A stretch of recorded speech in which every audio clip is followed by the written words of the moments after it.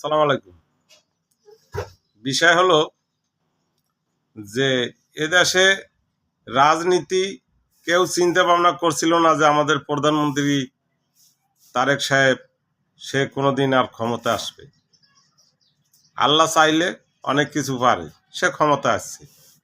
আবার কিছু সময় আগে এক ভাই বক্তা দিল যে শেখ হাসিনা বাংলাদেশে রাজনীতি করবে, এই অনেকে মনে করে। হ্যাঁ, এইটাই বাস্তব।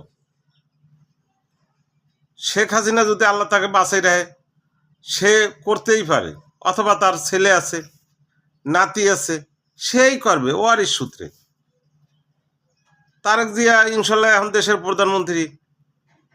যদি শেখ হাসিনার ওয়ারিশ সূত্রে এই দেশের জনগণ চায়, তাই তারাই তো এই দেশের প্রধানমন্ত্রী হবে। শালা তুইও হইতে পারবি না প্রধানমন্ত্রী, আর আমি শালা মাছের ব্যবসা করি, আমিও প্রধানমন্ত্রী হইতে পারবো না। শালা শুনগে রাখ, বাঁশের ঝাঁপ দিয়া বাঁশেই ওঠে শালা, কাঁঠাল গাছ ওঠে না।